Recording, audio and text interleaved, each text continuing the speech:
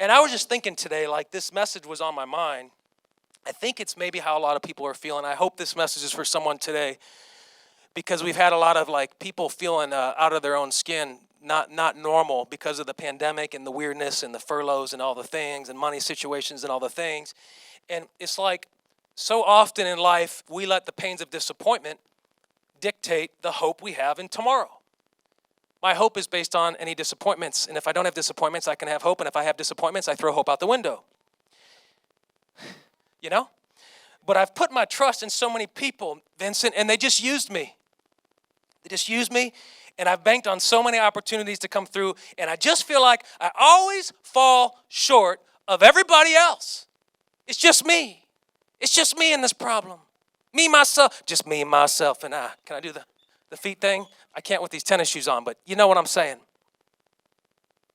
Everybody else is doing good, and I'm the one falling short, and I'm the one finding disappointment. And I find myself falling down to a level of enthusiasm that is not joyful and almost dreadful. Oh, man, really? It becomes dreadful of opportunities. Everybody say opportunities. You know opportunity is a good thing. It's not to hurt you. It's to help you. And when God opens a door, you are supposed to walk through it. He's trying to help you. Oh, I don't even want to leave my house. Oh, if I can't order the food online, I'm just going to starve to death. Oh, if I don't have the N95, I'm just not going to breathe air. I'm going to hold my breath for the 5 months. In my house, I'm dreading life because of the letdowns. Oh, another one of these again. I've seen that. Anytime something good happens, you say it's going to fail. You seen that? You seen people do that? Let me make sure I'm saying this good. Like every time someone brings something good into your world, you find a reason. Like if you hit this level of despair, you find a reason to say why it's not going to work out. Well, they're gonna take that, and the odds are, and the statistics say, and all the. But you weren't meant to carry the burden of yesterday's disappointment. You weren't meant to carry it, and if you do, you'll drown. God created you to be lifted up because you are highly favored. And I may be tired of these less than favorable outcomes on my life, but I'm going to change my perspective. I'm going to let go. My subject today is letting go of the letdowns. Letting go of the letdowns. You know, disappointment is part of life. It's a roller coaster. When church is good, the job's not doing well. When relationships are great, you know, maybe something in your personal life, like it's always up and down. So you never find that perfect spot to go conquer life. You have to conquer life anyway. You'll never find it. And if you're waiting for that day to come, Pastor Jeff, that will never happen. I did that for 10 years. I was waiting for God to strike a lightning bolt. And God doesn't do that. God gives a little whisper and a little nudge.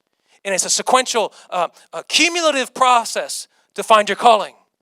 It's not a one and done. At least it wasn't for me. And if anybody's had that happen to them, great. But I just never heard from God like that.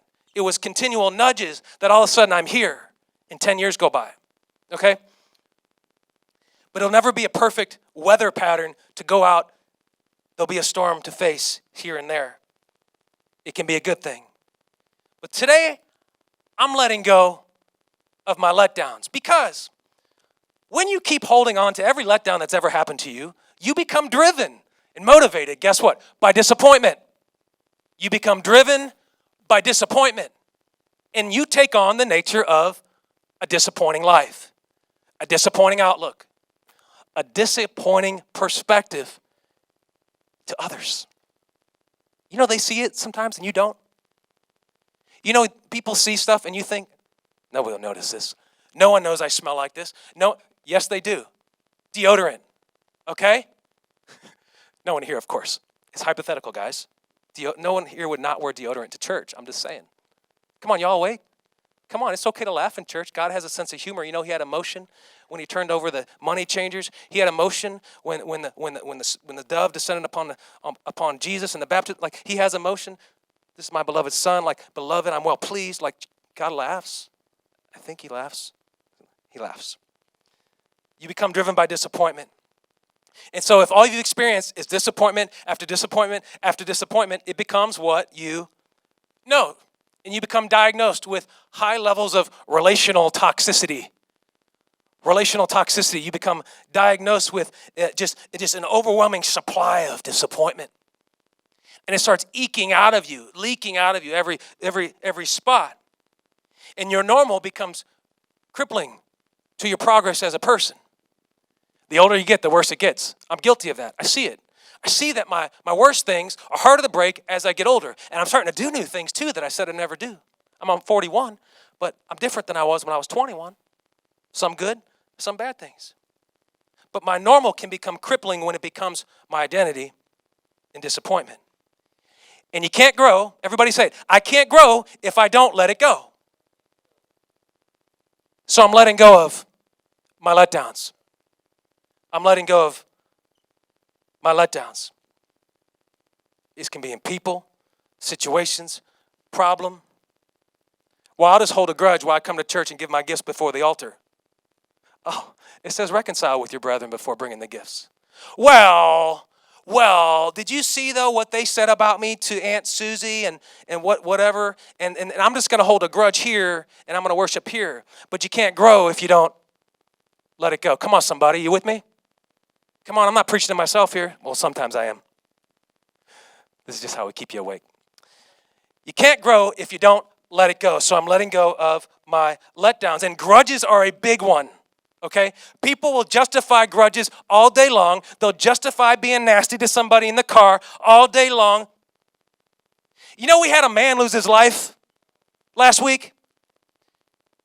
And I'm not trying to bring it down even further, but I'm trying to give you some perspective here. Like we were out after church in the parking lot. Me and Nate were saying, oh, it's so good. You know, I know church attendance, it's not what we want yet, but because of the pandemic. And as we were doing that, Vincent's calling saying, is your dad alive? I said, why would you think that? Because my dad does the signs on the overpass. And another man that looks and acts like my dad was murdered. While we were out in the back in the parking lot. Hey. See, there's always something to give thanks about. There's always something to give thanks about and to be grateful. And so when you're holding on to the thing that was said 20 years ago and they said they're sorry and you're saying I'm following Christ and I'm doing the Lord's will, he's saying that is not my will. Take a breath in. You see what that is? That's called life. And you have it. So you can be joyful for that. So let go of your letdowns. Let go of it. My pain is not to determine my purpose. God determines my purpose. And as God directs me, I find purpose. If I let my pain direct where I go, I will not find purpose. Though God will bring good from it often, he is not the author of your pain. He is not the author of your pain. I used to hear people say this used to make me crazy. Well, the God of the Old Testament was so mean, but Jesus is so nice. Where do you think he came from? The Bible says there's no greater love than to lay down your life for a friend, not somebody else's. God says, I'm going to do it. I'm going to come. I'm going to give my life. There's no greater love. Jesus just changed his mood around and gave you a second chance. Come on, somebody. It's called the new contract with man. They weren't distinguished and separated. That's crazy talk. It's a trap. When you live in this, it's a trap. It's a trap to failure. It's a trap to failed initiatives. It's a trap to being consumed by the devil's lies. It's a trap. Because now you've trained yourself to live in disappointment and that you can be nothing more. You can't be better. You'll always be secondhand. What are we talking about, the bench today, Larry? You'll always be on the bench. You won't be first string. That's a lie. The devil wants to tell you that you can't go to where God wants you to go and that it's not fathomable. It's never happened here before. It's never happened here before. So why would it happen to you? Well, if the Lord is on my side. Remember, Israel was destroying some big old giants, some big old armies. They were always outnumbered, but when the Lord is on your side, you can't be touched. When it's the Lord's will. When Israel stepped apart from the Lord's will, what happened? Bad things. Bad things. We have to be in the Lord's will, else it's a trap. And living based on how others have disappointed me, it's a trap. So look at your neighbor and tell him, it's a trap, man. It's a trap. It's a trap. It causes us to give up hope, to stop fighting. It's a trap. Letdowns lead to resentment and a skewed perspective of how all my future situations will go. But that's a trap and a lie. Well, I'm just so tired of being hurt. Every guy dumps on me when I start dating them.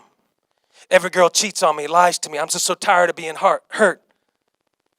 But there's someone out there. It just wasn't the right one. There's someone out there. I'm tired of it. I'm letting go of my letdowns. You know, you can become numb to it. Like, you know, when you don't even feel disappointment anymore. Like, this is actually going to be a positive message by the end, folks. So I hope you understand. This is not to beat you down. I'm giving you perspective here. I'll lift you up in the end because Jesus always lifts us up. But you can become so used to it that you're numb to it, and now you don't know that everybody in the room goes, oh no, they're here. Oh, I'm going to leave depressed and crying in my car because they're here. And all they do is say negative things. I read this book. This is really interesting to me, and I totally get it. That when you dabble enough in disappointment, the first thing you do when you enter a room is find the thing that will fail the quickest, and you focus on that. And you're training your mind to focus on failure. You're training your mind to find disappointment. You know, you can always see the glass is half empty, or you can see that it's half full. Like, you can always find a reason to say it's not enough. It's a trap. Well, I won the lottery today. It was $10 million. Well, they're going to take it in taxes, like $3 million. But I won the lottery. I still got 7. Well, you know, Uncle Sam, and I agree. They take the taxes. I agree, but I still got the 7 million. I mean, I won the lottery. Like, isn't that cool? No, well, you know, there's not much cool things in life. It's just, nah. You know. To quote the great Morgan Freeman, let me make sure I say it right. I had to write it down. Don't take criticism from people you'd never seek advice from. I thought that was good, so I stole it. Well, I gave him credit. I had to cite Morgan Freeman. I think he was stealing it from somebody else. But you don't need to take credit from those who criticize you, but you do need to seek criticism. Oh, I'm getting some of y'all right now. Criticism is not a bad thing. It just depends where it's coming from. Criticism is what makes a dull piece of metal into a sharp piece of iron. You need constructive criticism. Do you want to grow? You got to let it go, and you got to seek what I call opportunity, and that's called good criticism, good feedback. But if you start listening to John Doe and George, who know nothing, and they just, you know, they can't hold a job, and they just, like, their life's falling apart, and they want thing after thing, and they're telling you how to live your life, and maybe you should go, well, should I be listening to their criticism? I think what they said, I'm going to let go. Discern the spirits. Also discern people. Is this of God? Is this to help me get better? Is this a correction from God? Or is this a jealousy thing? Or is this a hate thing? I need godly correction. And if God sends people my way to make me better, bring on the correction. It's a good thing. Excuse me. My dad used to say,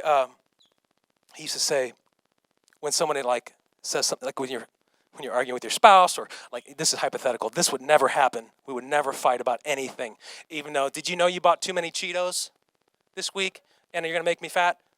Okay, we say the F word here, that F word. So listen, so he says, anytime somebody makes you mad, you replace it back with a blessing. And they won't have nothing to throw at you. So you're just can I speak for the wives, to the husband? You are just the biggest piece of garbage, and I just can't believe you did. I love you. Can I speak for the husband? I know husbands, you do to the wives too. I'm not saying it's a female thing. It's a both ways thing. I'm going to get some emails after this. I love you. I love you. I'm going to keep loving you. Cameron, I love you. And I'm going to keep loving you no matter how many times you shine that camera in my face, or no matter how many times I'm going to keep loving you, because blessed are the peacemakers, for they shall be called the sons and daughters of God, or the children of God. It depends on your translation. But blessed are the peacemakers. So when you hate on me and you tell me how I'll never succeed, and that I'm going to stay a disappointment and a failure, and I'm a teenager and I never felt that kind of love because I was always in and out of trouble and all these things. But I have a purpose, and God will show me my purpose if I let go of the letdowns. I'm letting go of it. I'm letting go of it. I'm letting go of it. Because I need to lift it up. Jesus said, my yoke is easy. My burden is light. You know it's a burden you're carrying when you're carrying disappointment and not letting it go. So I'm going to let Jesus take it away and lift it up because he's strong. He's strong. I'm going to lift it up. I'm going to lift it up. Jesus came to lift it up. You know, he rose up from the death. They said he was dead. He's gone. See, where's your Messiah now, Christine? He's in the grave. And he says, I'm going to lift it up. Come on, somebody. Y'all with me? I'm just messing with y'all. Don't hate me. Come back one more time, please. Come back one more time, and I'll hug it out with y'all. It's just part of the thing, you know. We're preaching here. I'm gonna lift it up. When I lift up his name, I lift up the situation. When I lift up his name, I get rid of the pain. I have to lift it up because it says in your present is the fullness of joy. It says in your hope is rest.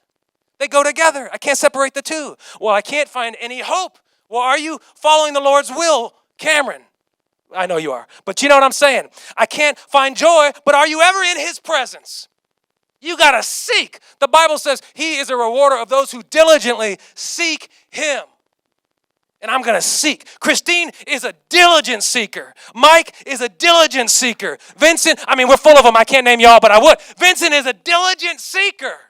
So God opens doors for those who diligently seek. He is a rewarder of those who seek. And when the letdowns start weighing me down, well, as a pastor, church, are people coming back? Did they go somewhere else? I can just find a reason. Hey, we're having church again. Come on, somebody. I'm preaching to myself. Can I be honest with y'all?